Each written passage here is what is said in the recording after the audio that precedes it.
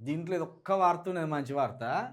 ఇది మొత్తానికి రేవంత్ రెడ్డి గారు తన గొయ్యి తానే తవ్వుకోవడానికి ప్లాన్ చేసుకున్నట్టు కనబడుతుంది. నువ్వు ఆత్మహత్య చేసుకున్నా మూసి ప్రక్షాళన ఆగదు. ఎవరినంట అండినే? నువ్వు ఆత్మహత్య చేసుకున్నా మూసి ప్రక్షాళన ఆగదు.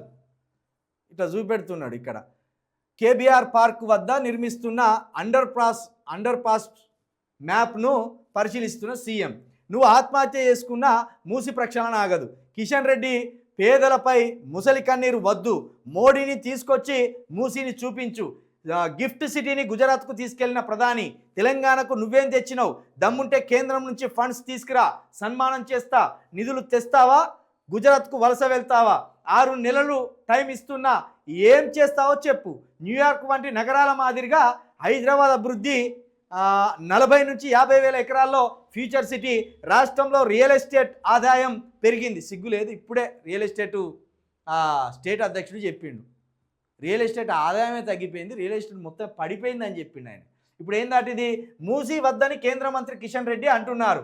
మోడీ కంటే మంచి పేరు వస్తుందని ఆయన మా కాళ్ళల్లో కట్టెలు పెడుతున్నారు. నువ్వు మూసీలో పడుకున్నా, మూనిగి ఆత్మహత్య చేసుకున్నా ప్రక్షాళన చేసి తీరుతాం.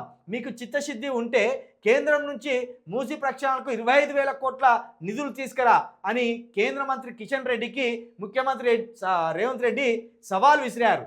మోడీ కంటే తనను తాను గొప్పగా పోల్చుకునే ప్రయత్నం చేసిండు రేవంత్ రెడ్డి. కేసీఆర్ను మించిపోయిండు. కేసీఆర్ కంటే గొప్పనని పోల్చుకున్నాడు. ఇప్పుడు కేసీఆర్ తర్వాత ఇప్పుడు ఏకంగా మోడీ కంటే గొప్పనని పోల్చుకునే ప్రయత్నం చేస్తున్నాడు. ఇప్పుడు నిప్పుతోటి తలగొక్కుంటాడు రేవంత్ రెడ్డి గారు. ఇది నిజంగా డూప్ ఫైటింగ్గా నిజంగా అంటాడా ఈ బీజేపీని రేవంత్ రెడ్డి గారు అనేది జర్ర ఇంకొక 5-6 నెలలు గడిస్తే కానీ తెలియదు. ఏమంటాడు? మోడీని తీసుకొచ్చి చూపి, కిషన్ రెడ్డి నువ్వు మురికి నీళ్ళల్లో మునిగినా లేదా మూసీలోనే నువ్వు మునిగి ఆత్మహత్య చేసుకున్నా మూసి ప్రక్షాళన ఆగదు, మాకు మోడీ కంటే గొప్ప పేరు వస్తుందని, మోడీని మించిన లీడర్ నేను అయితానని నువ్వు మా కాళ్ళ మధ్య కట్టబెడుతున్నావని రేవంత్ రెడ్డి గారు అంటున్నారు. గింత దుస్సాహసమా? గింత తెలియదెక్క కామెంట్సా? ముఖ్యమంత్రి అయ్యి సంవత్సరం కూడా గడవలేదు ఇంకా. నీ పాలనపై ఇప్పటికే ప్రజలు దుమ్మెత్తిపోస్తున్నారు. సంవత్సరం లోపే ఇంత దుస్సాహసం తోటి మోడీ కంటే మంచి పేరు వస్తుందని మీరు నాకు అడ్డుపడుతున్నారని అంటున్నావంటే నిజంగా ముఖ్యమంత్రి గారు మీ బ్రెయిన్ ఏమో దొబ్బిందో లేకపోతే మీ ఆలోచన విధానం ఎందుకు ఇంత తీవ్ర స్థాయికి పోతుందో అర్థమవుతుంది. మోడీ గారు గుజరాత్ను ఒక 3 సార్లు 4 సార్లు పాలించున్నారు. ఇప్పుడు 3 సార్లు భారతదేశానికి ప్రధానమంత్రిగా ఉన్నారు ఆయన. మరి ఆయనతోటి నువ్వెట్లా పోల్చుకుంటున్నావు అనేది అర్థమైతలేదు. దీన్ని ఎట్లా ప్రజలు జీర్ణం చేసుకోవాలి? అసలు దీన్ని ఎట్లా పోల్చి చూసుకోవచ్చా? ముఖ్యమంత్రిగా ఇదే నీకు తొలి అవకాశం.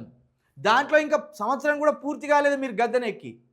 ఏకంగా మోడీతోటి సమానమైన వ్యక్తిని నేను, మోడీ నన్ను చూసి భయపడతాడు, బీజేపీ లీడర్లే నన్ను చూసి భయపడతాను అని చెప్పుకుంటున్నావు అంటే ఇది దుస్సాహసం కాకపోతే ఇంకేమనుకోవాలి? కిషన్ రెడ్డిని తీసుకురమ్మా నిధులు, కానీ నువ్వు మోడీతోటి పోల్చుకోవడం ఏంది? నిజంగా ఏదో అయింది మొత్తానికి ముఖ్యమంత్రి గారికి. ఇంత మైకంలోకి వెళ్ళిపోయిందంటే ఇక దాన్ని ఎవరేం చేయలేరు.